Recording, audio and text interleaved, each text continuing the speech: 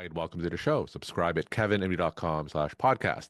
Today, we welcome Vaishali Jha. She is an entrepreneur and pre-medical student. Today's Kevin MD article is Gen Z is already transforming mental health care. Are we listening? Vaishali, welcome to the show. Thank you so much for inviting me. Pleasure to be here. All right, so just briefly share your story and tell us what led you to write this article on Kevin MD. Yeah, so I'm a student at UC Berkeley with a passion for mental health, public health innovation, and health equity. And I grew up navigating two very different health systems, India, Ayurvedic medicine, and the US, which gave me a deep understanding of how cultural, structural, and economic barriers impact access to care. And so at Berkeley, I've been involved in mental health advocacy and research, where I co-founded two initiatives, GlowMood AI, which is a digital platform that uses AI to support Gen Z mental health needs, and CareGenna, which is a podcast focused on narrative-based public health solutions for underrepresented communities. So I'm constantly inspired by the idea that technology, when guided by empathy, can transform care. So my article, Gen Z is already transforming mental health care, Are We Listening? Was really inspired from my frustration and hope. Hmm. I saw so many conversations about mental health that were either top down or missing from our generation's voice entirely. But as you come to the news, whether it be through Instagram, TikTok, or any other social media platform, Gen Z is doing the work. We're openly talking about therapy. We're building peer support communities, whether it be through artificial intelligence or just building, groups and like communities where people can support each other to get access to different opportunities. We're not afraid to question outdated models. I wanted the piece to challenge the healthcare system, not just to serve us, but to collaborate. Because if Gen Z is already leading change, imagine what we could do with real support. So, talk to us through your perspective as Gen Z. What are we missing when it comes to mental health care? Tell us through your lens some of the things that there are some misconceptions, misperceptions. What are we missing? Yeah, so I mean, as a Gen Z, as student, and also being at a very competitive college, exhaustion is really, there's been a lot of bias against that burnout, like being a badge of honor in a sense. A lot of students are overworking, and people portrayed as people are committed to their education. But if I had known earlier that rest is necessary for sustainability and that mental health is health. So overdoing a lot of, studies, education, extracurriculars, balancing everything is always a struggle. And especially as a pre-med student, you have to go through like a lot of different kind of burnouts just to comply with, fulfilling all the prereq checklists and guidelines. And there's been so many people, like students, clinicians, and also educators that feel the same way that a lot of people do. And they just want to wait until someone else says, this is enough, I need rest. So I feel like this is a big issue in the community, especially with technology, the technology industry booming, especially in Silicon Valley, where, every day there's a new innovation in AI, or whether it be through biotech or handmade medical devices. It's really a lot about, the intersection of tech and emotional intelligence nowadays. So, before we get into some tech related solutions, you mentioned earlier about how just working all the time and working without rest sometimes can be viewed as a badge of honor, especially as you're going through the pre-medical path. And as we talked about online, my daughter is also going through the pre-medical path, so I'm seeing it secondarily as well. What are some examples where you're seeing that lack of rest, where people are just working 24/7? What are examples that you're seeing where that's perceived as a badge of honor? Yeah, especially I think it starts from high school. Like, getting into like, Ivy League schools or just getting into a really competitive school. People are like sacrificing their like teenagehood. They're going through all these, I mean, it's very competitive, like competitions, being number one on the track team. And, that takes a lot of effort, a lot of practice, as well as maintaining the 4.0 valedictorian status. And like continuing that through college. And I feel like, there needs to be a balance between social life and education, as well as, for pre-med, you need leadership, you need research, you need, complete all the prerequisites of biochemistry, physics, and do the same thing, like maintain the like as high GPA as you need. So I feel like a lot of students, like the reason a lot of people also drop out of the pre-medicine career is because they can't find the balance. It can get too exhausting, and I feel like a lot of physicians also like choose to, just they feel too burned out Hmm. by the system, and then they choose to pursue other careers. So I feel like this issue, like I feel like mental health should be really, emphasized, and as well for physicians, just doing regular wellness routines, whether it be like meditation or just, being physically active or just, having a good healthy lifestyle would really help and impact a lot of their own lifestyles and their patients as well. So, are you seeing any emphasis on mental health or behavioral health issues by your mentors or your administration or doctors that you shadow, or do you feel like this change needs to come from the bottom up through Gen Z? I feel like there's been a lot of wellness initiatives that have been taking place since COVID, especially. And I feel like that's a great like change that's been happening throughout the world globally. And I think especially on Gen Z, it's been more open now, especially like people have been able to like speak up and really talk about more social issues and activism, like movements that have been coming up as our generation kind of evolves. And I feel like it needs to be more like I feel like it's more peer supported.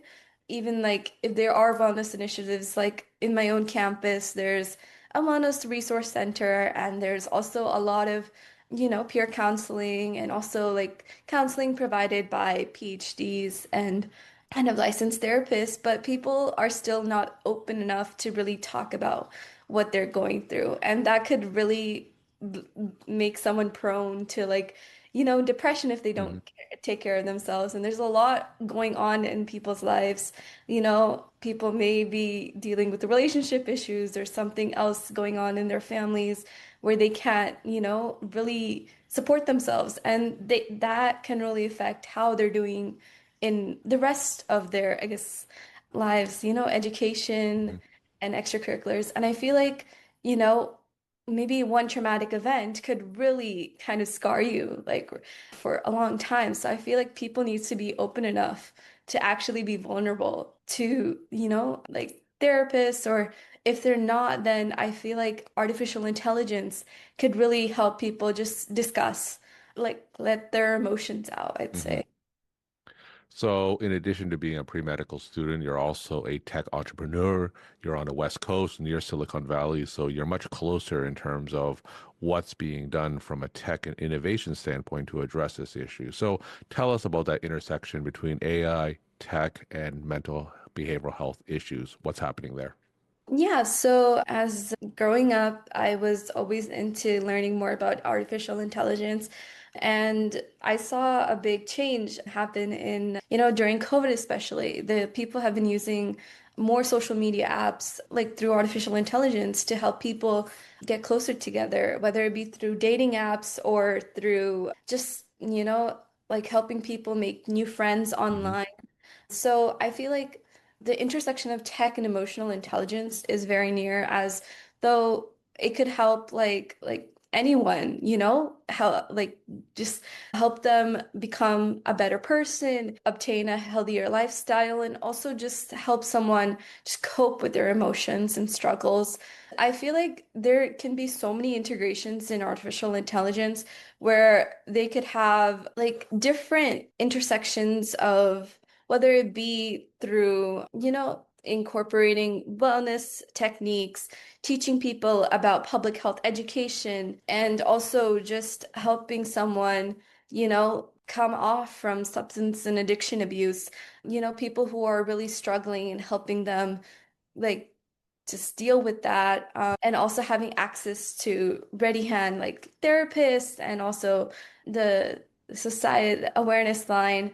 I feel like that'd be such a great tool to have because teenagers, I know like we are not always open to everything. And, with the mood swings and everything, it's like, everyone's stuck in their own little shell and they don't want to, if they're not like open enough to tell their parents or anyone they're close to, then they could be stuck in that shell forever. And I feel like that's what causes a lot of people, especially there's been a lot of suicide risks. Like, it's not just the US, it's across the like global world. And I feel like this is all like due to just people not listening and taking care of themselves first. So you mentioned AI a few times and meeting Gen Z where they are on these social media type apps. What will be an example of that? Are you talking about a specific app? Are you talking about existing social media platforms integrating better with AI? Are you talking about AI chatbots? So what are some scenarios where you see AI helping Gen Z? Yeah, so I'd say like, like simple as like ChatGPT, or there's another resource called Soluna AI, my own company, Glow Mood. We're all just kind of based on like storytelling, right? So you can ask the chatbot a question and they're like the chatbot's there to listen to your real life experiences and especially they can answer any questions from whether, it doesn't matter what social status, what financial status, like they're just here to support you, right? And Mhm. especially from young people or marginalized communities, it could help design better health systems.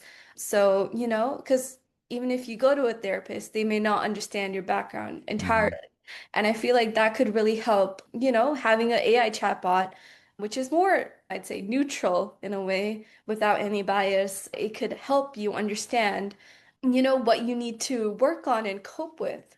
And I feel like you just like prompting the AI chatbot could really, like, with your experiences, like the chatbot would have no bias, right? Mhm. It's just there. It's just like, it's just the program language. So I feel like I'd say that's can make more people comfortable rather than someone sitting there in front of them trying Mm. to understand who they are.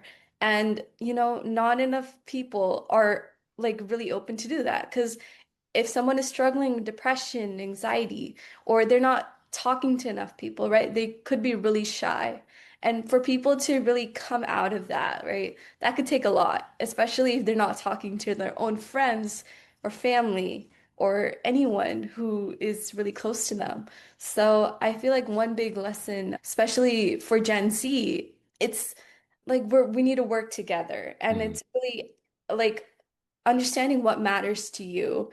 It's like creating a space, I'd say, for honest discussions. A lot of people have experienced trauma, especially through COVID, and a lot of identity conflicts or isolations, especially through the political environments. And, just saying, understanding, it's okay to not be okay, I'd say. And in a clinical setting, I feel like integrating these tech-based innovations would be so helpful. And it could really introduce someone to new lifestyles. Like, it could really help people to stop smoking or stop vaping and, understanding that, like, prioritizing your own like routine over, trying to be what the norm is, Mhm. right? So, yeah. As far as you know, are there any studies or data that show that AI chatbots make a measurable difference when it comes to treating various behavioral health disorders like you said, depression or stopping smoking? Yeah, so like based on research, there's been a lot of AI implementation in healthcare, whether that be for like finding, like detecting curable diseases or just, implementing these tech-based solutions in healthcare. And a lot of people have found AI to be generally beneficial Mhm. because harms and concerns were detected earlier than most physicians did see it coming, and there's been an equal mix of positive and negative feedback for the future of AI and mental health. And I feel like there's been discussions on how there could be consequences of AI, like people being dependent on AI. Hmm. But I'd say it could, through AI, like using AI to cope with these symptoms, it could also help lower medical costs. And it really does help improve healthcare accessibility for especially communities that are not able to have insurance or any healthcare coverage. And it could, I feel like doctors could also, use these AI insights to positively impact their patients' well-being and medical decision-making practices. Yeah, so I feel like the studies that were presented, they've all been kind of based on these patients who are dealing with mental health disorders and for a long time, and how AI has really shown a correlation between mental health problems and high intelligence. And yeah, there's been a good outcome. Like with anything new, we're still, I think, waiting for like definitive studies and data, right? So I think Yeah. there is a lot of promise, certainly when it does come to AI. So what do you see in the near future? What do we have to look forward to when it comes to that intersection between technology and behavioral health? What's on the horizon? Yeah, so I think on the horizon, like Gen Z is probably redefining what care looks like. It Okay. being more collaborative, more tech forward, more human centered. And like, I guess it's not just mental health care, but just general, like healthcare in general. It's being more human centered, more involved with the people it serves. And the question isn't whether, like, if Gen Z is leading the change, it's whether the system will meet these evolved standards, being more open to a lot of discussions about eliminating medical biases Mhm. and also treating everyone as equals in a way. So I feel like that could be what's going to happen in the future. And also, yeah, just as I mentioned before, having honest and open discussions, yeah, and not just in a specific area, but kind of like nationwide in a way. So, We're talking to Vaishali Jha. She's a pre-medical student and entrepreneur. Today's Kevin MD article is Gen Z is already transforming mental health care. Are we listening? Vaishali, let's end with some take-home messages that you want to leave with the Kevin MD audience. yeah, so I feel like Gen Z should really like tell their stories out to the world and, really motivate more people and especially their peers to, drive change. Vaishali, thank you so much for sharing your perspective and insight, and thanks again for coming on the show. Thank you.